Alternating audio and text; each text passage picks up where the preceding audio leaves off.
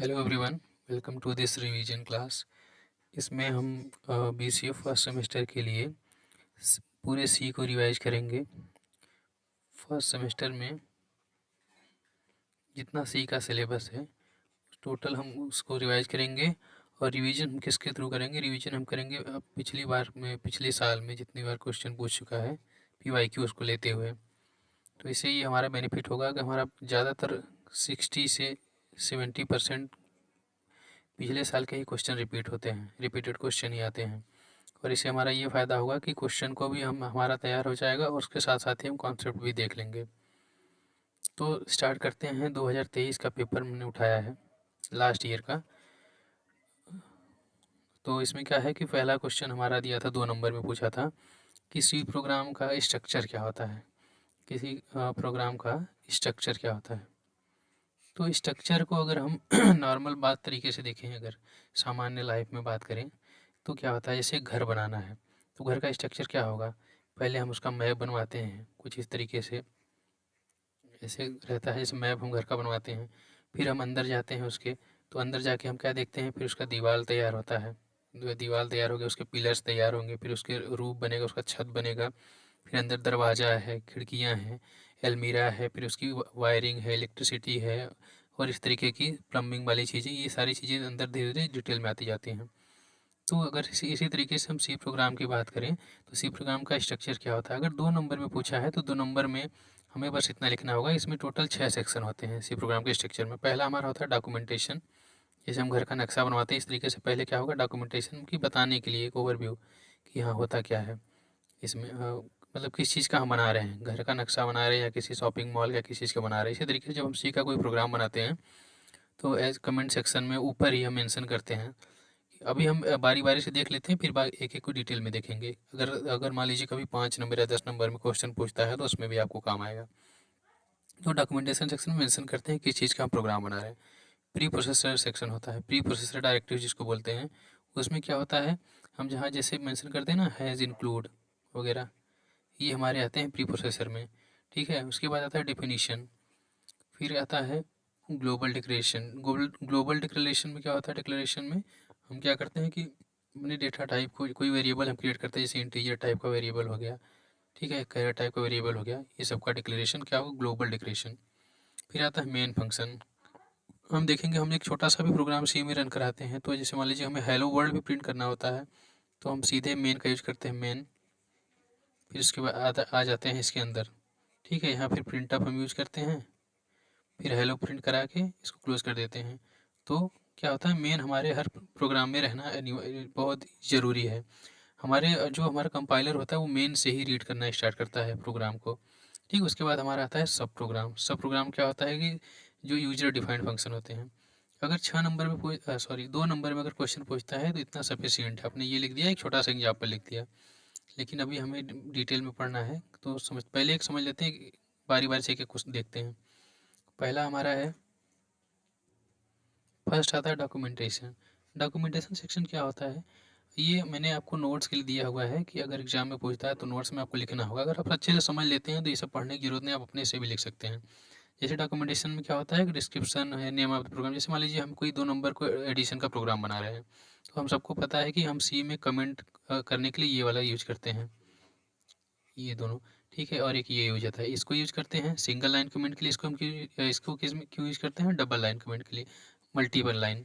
जैसे ये हमारा हो गया सिंगल लाइन कमेंट के लिए।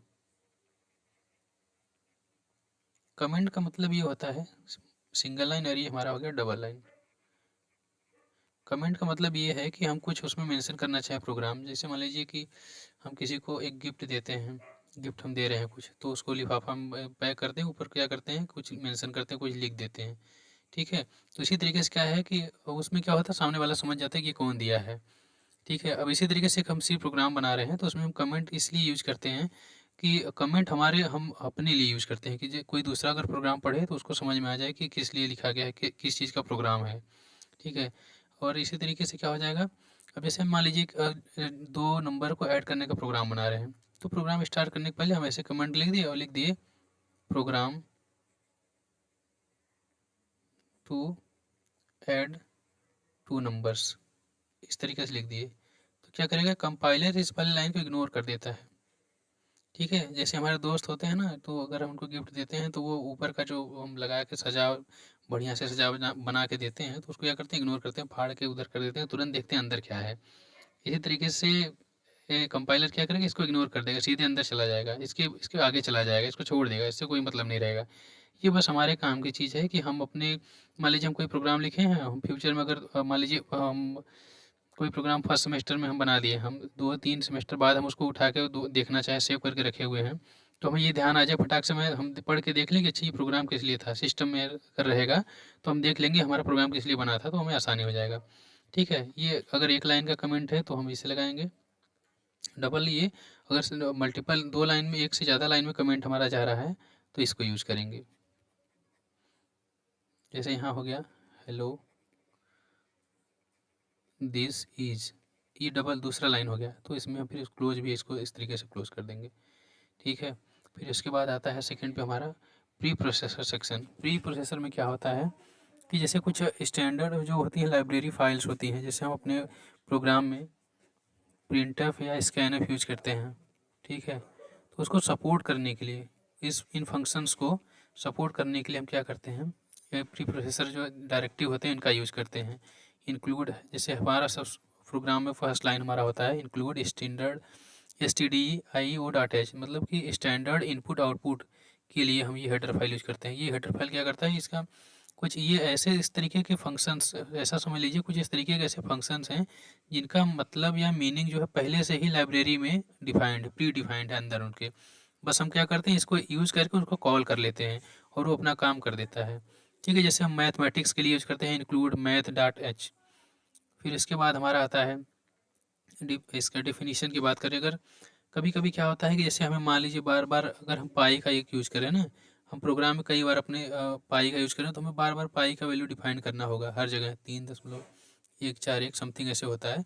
तो बार बार क्या होगा, हमें हमेशा डिफाइन करना पड़ेगा, हर जगह यूज़ करना पड़ेगा, हर जगह डिफाइन करना पड़ेगा, अलग अलग फंक्शन बना रहे हैं तो अलग अलग फंक्शन में हमें डिफाइन करना पड़ेगा। तो उससे अच्छा है कि हम इसको ऊपर ही ऐसे डिफाइन कर दें, प्री प्रोसेसर डायरेक्टिव के नीचे ही हैज़ डिफाइन, जो वेरिएबल जिस नाम से हम क्रिएट करें उसका वैल्यू, तो आगे जहाँ प्रोग्राम में हम जब भी पाई का यूज़ करेंगे वो डायरेक्ट अपना ये वैल्यू यूज़ कर लेगा, 3.141 अपने आप ही वहाँ से उठा लेगा ये वैल्यू। फिर आता है ग्लोबल डिक्लेरेशन।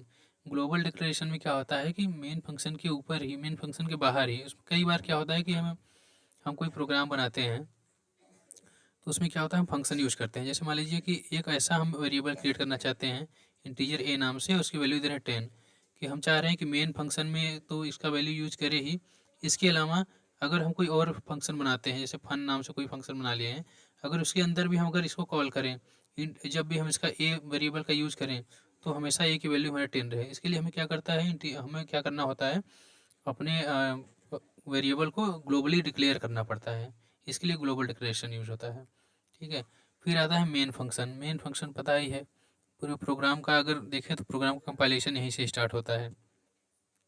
अब ये दो टाइप के हो सकते हैं, एक होता है हमारा वाइड मेन। वाइड का मतलब होता है कि फंक्शन हमारा कुछ रिटर्न नहीं करेगा, खाली है। ये इंटीजर मेन, ये इंटीजर टाइप की वैल्यू रिटर्न करेगा। फिर इसके बाद आता है सब प्रोग्राम। सब प्रोग्राम मतलब क्या होता है, यूजर डिफाइंड फंक्शन। जैसे अभी हमने बताया ना कि मेन फंक्शन हमने बना लिया, ठीक है, मेन फंक्शन में हमारा कुछ भी लिख दिया, प्रिंट हेलो, इस तरीके से कुछ लिखा है हमने। फिर उसके बाद इसको क्लोज किया, एक यूजर डिफाइंड फंक्शन बना, जैसे ये वाला फंक्शन है बना लिया, तो ये हमारा सब प्रोग्राम यूजर डिफाइंड फंक्शन, या तो हम जिसको फंक्शंस बोलते हैं वो क्या होता है, सब प्रोग्राम उसी को बोलते हैं। ठीक है, और बाकी इसको हम फंक्शन, जब फंक्शन पढ़ेंगे तब उसमें डिटेल में पढ़ेंगे, इसका रिटर्न टाइप क्या होता है, ये कैसे काम करते हैं, इसमें हम कैसे वैल्यू असाइन करते हैं। एक होता है हमारा फंक्शन में कि डायरेक्ट हम बाई वैल्यू कॉल करते हैं, एक होता है कि रेफरेंस देते हैं, इस तरीके से इसको आगे हम पढ़ेंगे। और एग्जाम्पल में आप छोटा सा एग्जाम्पल लिख सकते हैं, जैसे देखिए डॉक्यूमेंटेशन सेक्शन में क्या है, यहाँ पे हमने क्या लिखा हुआ है, यहाँ पे description of program find sum find करने का प्रोग्राम बना रहे थे, यहाँ पे हम डिस्क्रिप्शन लिख दिए हैं इस तरीके से।